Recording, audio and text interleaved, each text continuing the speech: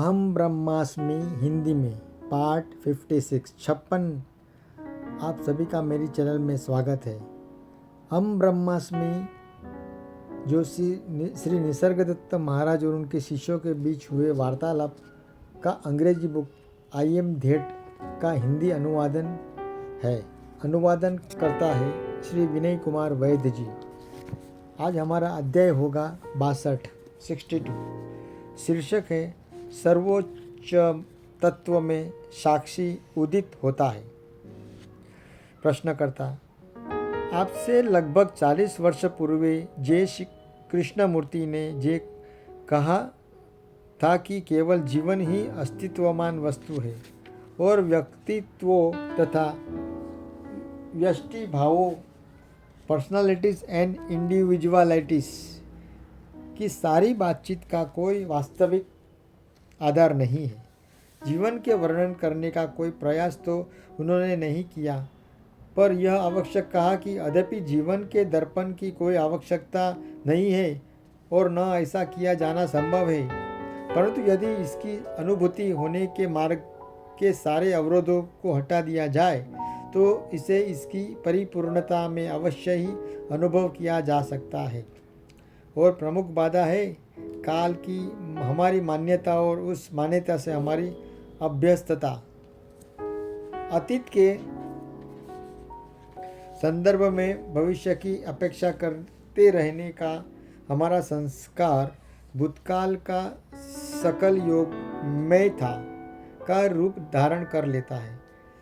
जिस भविष्य को मान्यता दी जाकर उसकी अपेक्षा रखी जाती है वह भविष्य में मैं होऊंगा का रूप धारण कर लेता है और तब इस जीवन इस मैं था से मैं होऊंगा के मध्य की खाई को पार करने का सतत प्रयास बन जाता है।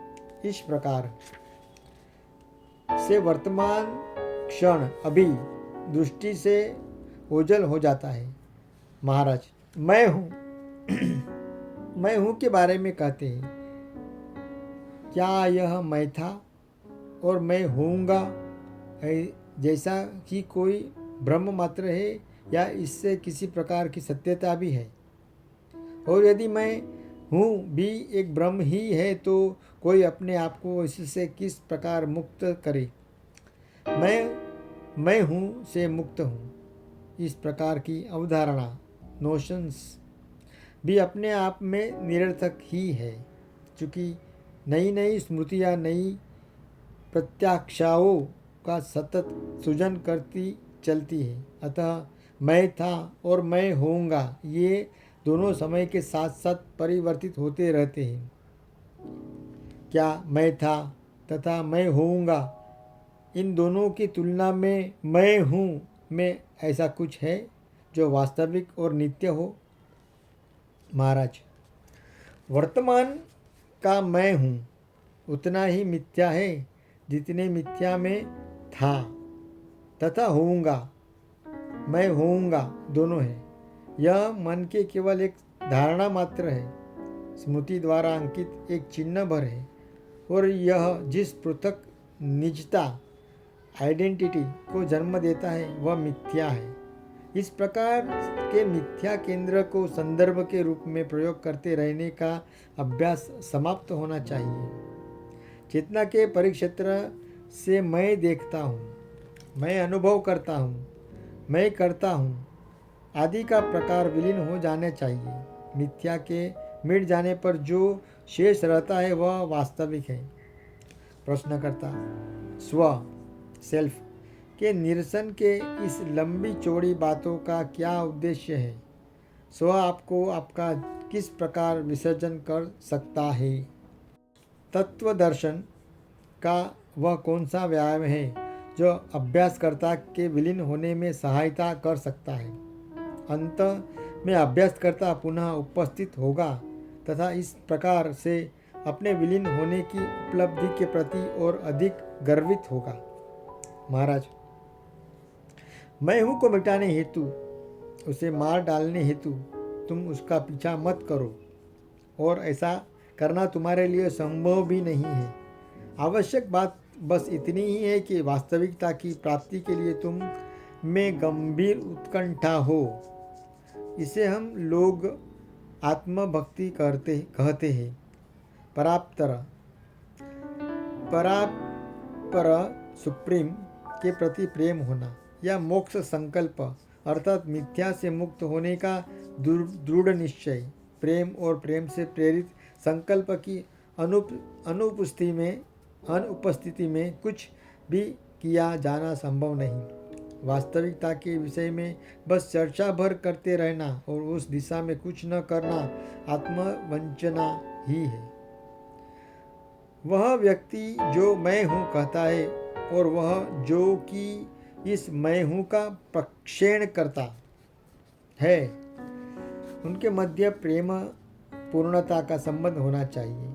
यह प्रक्षेण करने वाला अर्थात अंतरात्मा या उच्चतर आत्मा जब तक स्वयं को प्रेक्षित दृष्ट ऑब्जर्व्ड से अर्थात निम्नतर आत्मा से पृथक की तरह समझता है और उसे तुच्छ मानकर उसकी निंदा करता है, तब तक स्थिति निराशास्पद ही है। जब यह प्रेक्षण करता व्यक्ति को अपने आप के प्रेक्षपण या अभिव्यक्त की तरह स्वीकृत करता है और अन्य शब्दों में इस स्व सेल्फ को आत्मा सेल्फ में समाहित कर लेता है, केवल तभी मैं और यह का द्वैत भाव मिटाता है और सर्वोच्च वास्तविकता बाह्य और आंतरिक की अनन्यता में अपनी अभिव्यक्ति करती है। दृष्टा और दृष्ट का यह योग तब होता है जब दृष्टा स्वयं से दृष्टा होने के प्रति बोध युक्त हो जाता है। वह केवल दृष्ट भर तक अपनी रुचि को सीमित कर नहीं रखता, जो एक तरह से वही है, वरन उसकी रुचि स्वयं के रुचिपूर्ण होने की प्रति भी जागरूक रहती है।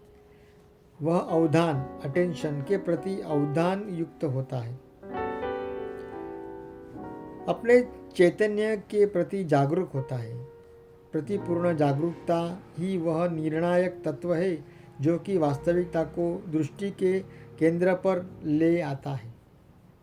प्रश्नकर्ता थियोसॉफी और उनसे जुड़े गुह्य सिद्धांतविदों के अनुसार मनुष्य 3 रूप में विद्यमान होता है: व्यक्तित्व, व्यष्टिभाव और चेतन तत्व। चेतन तत्व से परे भगवतता डिवाइनिटी का क्षेत्र है। व्यक्तित्व की अस्थायीता अपरिहार्य ही है और इसकी वैधता केवल एक ही जन्म तक होती है। देह के जन्म से उसका प्रारंभ है और नई देह के जन्म के साथ वह समाप्त हो जाता है। अपनी समाप्ति पर यह सदा सदा के लिए मिट जाता है। कुछ मधुर या कटु पाठों के अतिरिक्त इसका कुछ भी शेष नहीं रह जाता। यष्टिभाव का प्रारंभ पशु मानव एनिमल मैन से होता है, जो पूर्ण मानव पर आकर समाप्त हो जाता है। हमारे वर्तमान मानव का लक्षण विशेष है व्यक्तित्व और यष्टिभाव के बीच का विखंडन। इसमें एक और तो सत्यम शिवम सुंदरम को प्राप्त करने के लिए यष्टिभाव की तीव्र अभिप्सा है, वही दूसरी ओर अभ्यास और महत्वाकांक्षा, भय और लोभ, नम्रता और हिंसा के मध्य का संघर्ष है। चेतन पक्ष का स्तर तो अभी भी अति सुदूर है। द्वैत के वातावरण में वह अपनी अभिव्यक्ति नहीं कर पाता, केवल तभी जब व्यक्तित्व पुनः यष्टिभाव से संयुक्त हो जाता है और इसकी संभवत सीमित परंतु सच्ची अभिव्यक्ति बन जाता है। चेतन पक्ष का प्रकाश, प्रेम और सौंदर्य स्वयं को प्रकट करते हैं। आप व्यक्ति, व्यक्त और अव्यक्त, दृष्टा, दृश्य और दर्शन के अधिष्ठान की शिक्षा देते हैं। क्या यह शिक्षा अन्य दृष्टिकोणों से कोई समानता रखती है? महाराज, हाँ, व्यक्ति जब अपने व्यक्त से पृथक में न हो सके के तथ्य को जान लेता है और व्यक्त यह देख लेता है कि व्यक्ति उसकी अपनी ही अभिव्यक्ति है, तो अव्यक्त अवस्था की शांति और मौन प्रकट हो जाते हैं। वस्तुतः तो तीन एकमेव है, व्यक्त और अव्यक्त अविभाज्य है, जबकि व्यक्ति पंच तत्वों से निर्मित और उनसे पोषित देह पर निर्भर संवेदन अनुभव विचारणा की प्रक्रिया है। प्रश्नकर्ता, व्यक्त और अव्यक्त के मध्य का क्या संबंध है? महाराज, जब वे एक ही है तो उन्हें परस्पर कोई संबंध कैसे संभव है? पृथकता और संबंध की सारी बातचीत मैं देह हूँ के दोषपूर्ण और विकृति मूल्य प्रभाव के कारण ही होती है। बाह्य स्व व्यक्ति देह मन पर आंतरिक स्व व्यक्त द्वारा आरोपित एक प्रक्षेपण मात्र होता है और फिर वह भी सर्वोच्च तत्व अव्यक्त की ही एक अभिव्यक्ति है जो सब कुछ भी है और कुछ भी नहीं। प्रश्नकर्ता, कुछ शिक्षक उच्च स्वर हायर सेल्फ और निम्न स्तर लोअर सेल्फ की बात ही नहीं करते। मनुष्य को वे इस रीत से संबोधित करते हैं मानो केवल निम्न स्तर ही अस्तित्व रखता हो। उच्चतर स्वर का न तो कभी बुद्ध ने उल्लेख किया और न ही ख्रिस्त ने। जय कृष्णमूर्ति भी उच्च स्वर के किसी संभावित उल्लेख से बचने का प्रयास करते हैं। ऐसा क्यों? महाराज, एक देह में दो स्व होता स्व, हाँ भला यह कैसे संभव है? एक देह में दो स्व हो, भला ऐसे कैसे संभव है? मैं हूँ एक ही है, न तो कोई उच्च स्तर में हूँ और कहीं और न कहीं निम्न स्तर में हूँ कहीं है। मन की सभी अवस्थाएं चैतन्य के समक्ष प्रस्तुत होती रहती है और उनसे स्व तादात्म्य स्थापित कर लिया जाता है। देख जाने वाले विषय वही नहीं हुआ करते जैसे कि वे भासते हैं मराठी में दिखते हैं, और उनका उस प्रकार प्रत्युत्तर नहीं दिया जाता जैसा कि दिया जाना चाहिए। यदि तुम सोचते हो कि बुद्ध, ख्रिस्त तथा कृष्णमूर्ति व्यक्ति से बात कर रहे हैं तो तुम भूल कर रहे हो। वे यह बात अच्छी तरह जानते हैं कि व्यक्ति अर्थात बाह्य स्व तो व्यक्ति अर्थात आंतरिक स्व की छाया भर होता है और वे केवल व्यक्त को ही संबोधित कर सचेत करते हैं। वे उसे कहते हैं कि बाह्य स्व पर ध्यान दो, उसका दिशा निर्देशन और उसकी सहायता करो, उसके लिए दायित्व का अनुभव करो। संक्षेप में उसके बारे में पूर्णतः जागरूक रहो। जागरूकता का स्तोत्र सर्वोच्च तत्व है। सर्वोच्च तत्व से आकर यह आंतरिक स्व व्यक्त को स्वयं से ओत प्रोत कर देती है। तथाकथित बाह्य स्व अपनी सत्ता का वह अंश पूरा करता है जिससे प्रति मनुष्य जागरूक नहीं है। यद्यपि कोई चेतन तो हो सकता है क्योंकि प्रत्येक प्राणी चेतन ही होता है, पर वह जागरूक भी होता है। ऐसा होना आवश्यक नहीं है। जो बात जागरूकता में नियत होती है वह आंतरिक हो जाती है और आंतरिक से सहभागी करती है। इसे तुम एक अन्य प्रकार से भी कह सकते हो।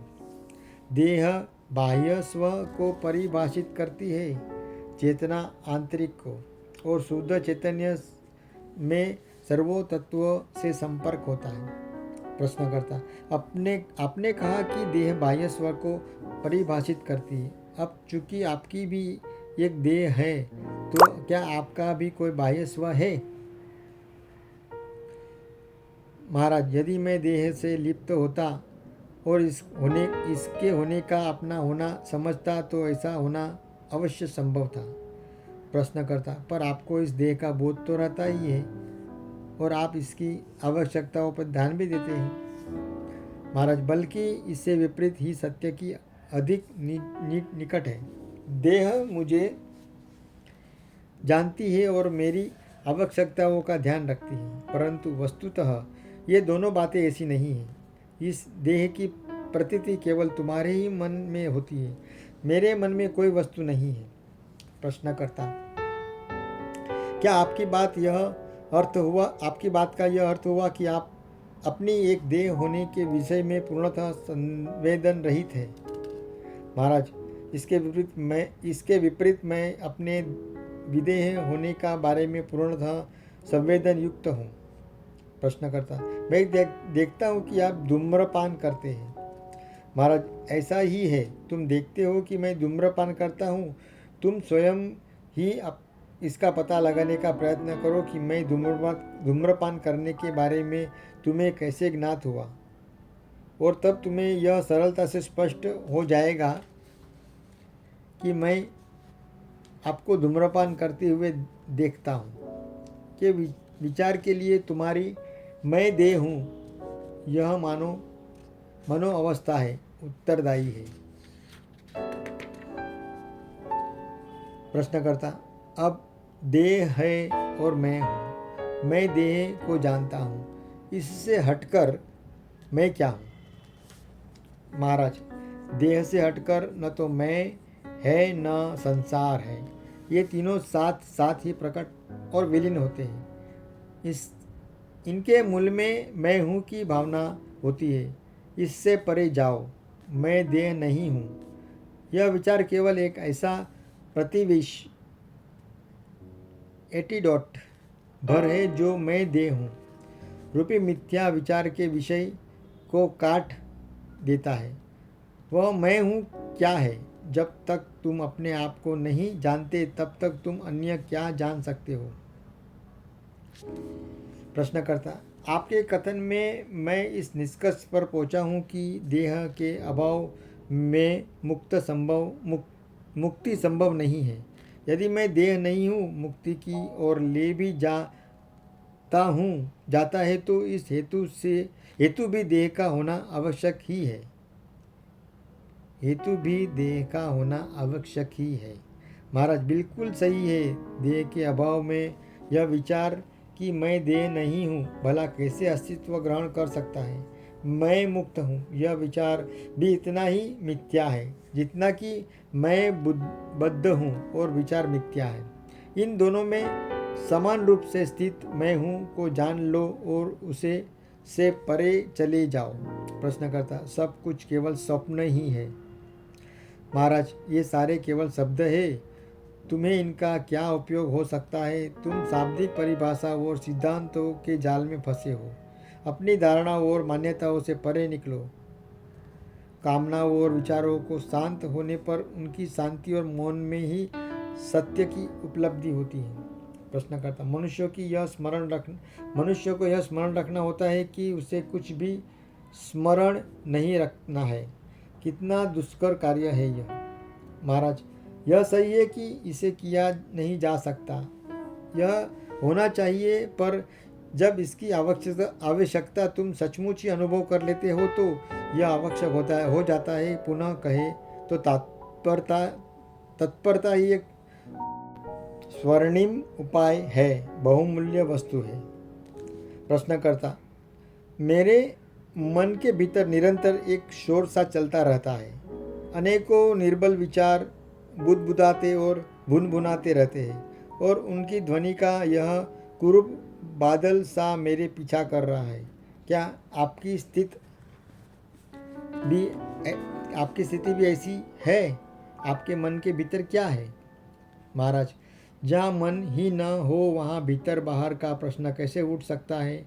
मैं सदा समक्ष हूँ, पीछे नहीं। रिक्तता कहती है, रिक्तता ही शेष रह जाती है। प्रश्नकर्ता, क्या कोई स्मृति अवशिष्ट नहीं रहती? महाराज, अतीत की सहानुभूति या पीड़ा का कोई भी स्मृति शेष नहीं रहती। प्रत्येक क्षण एक नए रूप में जन्म लेता है। प्रश्नकर्ता, यदि स्मृति न रहे तो आप चेतन नहीं रह सकते। महाराज, निश्चित ही मैं पूर्ण चेतन हूँ और इसके विषय में जागरूक भी हूँ। मैं लकड़ी का लट्ठा नहीं हूँ। चेतना और उसकी अंतर वस्तु की एक बादल के रूप में कल्पना करो। तुम इस बादल के भीतर स्थित हो जबकि मैं इसे देखता भर हूँ। तुम अपनी उंगलियों के सिरों को भी नहीं देख पा रहे जबकि मैं इस बादल को, अन्य बादल को, नीले आकाश और सूर्य, चांद और आदि सबको भी देख रहा हूँ। वास्तविक हम दोनों की स्थिति में अद्यपि बिल्कुल एक है, पर तुम्हारे लिए जहाँ वह किसी बंदी गृह सी है, वही मेरे लिए मेरा अपना ही घर है। प्रश्नकर्ता, अपने व्यक्ति, साक्षी, वक्त और सर्वोच्च तत्व अव्यक्त के बारे में कहा, इनमें प्रथम क्या है? महाराज, सर्वोच्च तत्व में साक्षी उदित होता है। साक्षी व्यक्ति का सृजन करता है और अपने आप को उससे पृथक समझता है। साक्षी देखता है कि व्यक्ति उस चेतना के अंतर्गत भासता है और कि स्वयं साक्षी में ही भासमान होती है। इस मौलिक अनन्यता का बोध ही सर्वोच्च तत्व की कार्य प्रणाली है। साक्षी के मूल में स्थित यही वह शक्ति है, वह स्तोत्र है जिससे सब कुछ प्रवाहित होता है। जब तक व्यक्ति और साक्षी के बीच एकत्व, प्रेम और परस्पर सहयोग न हो, तब तक कृत्य का सच्चित से सौहार्द न हो, तब तक इस स्तोत्र से संपर्क नहीं किया जा सकता। सर्वोच्च तत्व इस प्रकार के सौहार्द का स्तोत्र भी है और फल भी है। जब मैं तुम्हारे साथ इस प्रकार बात कर रहा हूँ, उस समय मैं वैराग्यपूर्ण और प्रतियुक्त चैतन्य की अवस्था तुरीय में स्थिर होता हूँ, और जब वह चेतन स्वयं अपने ही ओर उन्मुख होता है, तब तुम उसे सर्वोच्च स्थिति, तुरीयातीत अवस्था कह सकते हो। परंतु मौलिक वास्तविकता सत चैतन्य चित्त से परे है। कुछ होने समीतता अस्ति और नास्ति, इन तीनों अवस्थाओं से परे है। प्रश्नकर्ता, ऐसा क्या होता है कि यहाँ तो मेरा मन उच्च स्तर विषयों में निमग्न रहता है और उन पर विस्तार से विचार करने का सरल और रुचिप्रद पाता है। जब मैं घर लौट जाता हूँ तो मैं पाता हूँ कि यहाँ पर सीखा सब कुछ भूलने लगता हूँ और चिंतित व्याकुल होने लगता हूँ। अपने वास्तविक स्वरूप को क्षण भर के लिए भी स्मरण कर पाने में असफल रहता हूँ। इसका क्या कारण हो सकता है? महाराज, यह तो तुम्हारा बचपना ही है जिस और तुम पुनः लौटने लगते हो।